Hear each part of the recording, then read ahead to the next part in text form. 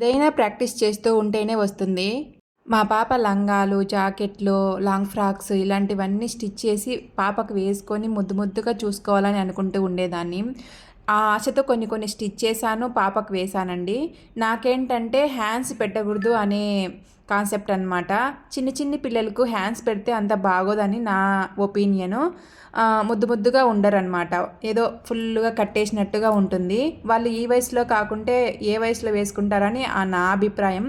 మా వారేంటంటే full hands పెట్టాలి, దోమలు కుట్టకూడదు ఆ డ్రెస్ వేసుకుంటే పాపకి కంఫర్ట్‌గా ఉండాలి అనే ఒపీనియను.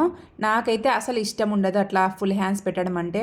మా పాపకు కూడా వేసుకునేది కాదు. ఎందుకంటే తనకు కుచ్చుకునేటివి అస్సలు ఇష్టం ఉండదనమాట. లాంగ్ ఫ్రాక్స్ అంటే ఏంటి, నెట్ క్లాతులతో మామూలుగా ఇలా బెనారస్ క్లాతులతో స్టిచ్ చేసేదాన్ని అప్పుడు. అవన్నీ కుచ్చుకుంటున్నాయని మా పాప కూడా పక్కన పెట్టేసేది 1, 2 సార్లు వేసుకొని. ఇంకా అప్పటి నుంచి మా పాప కుట్టడానికి ఇంట్రెస్టే పోయిందనమాట. అప్పుడు చిన్నప్పుడు ఇలాంటివన్నీ వేసి చూసుకోవాలని ఇంట్రెస్ట్ ఉండేది.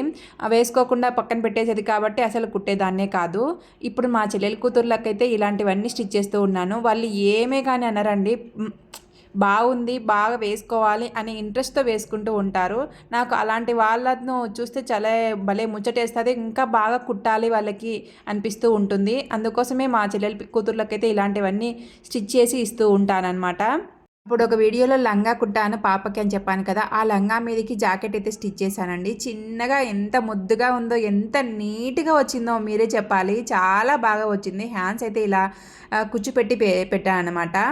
బ్లౌజ్ కుట్టిన తర్వాత లంగా జాకెట్ అనేది ఇలా టర్న్ అవుట్ అయ్యింది. ఎలా ఉంది అనేది కామెంట్ చేయండి. పోతే ఒక చిన్న లైక్ ఇయ్యండి. సబ్స్క్రైబ్ చేసుకోండి.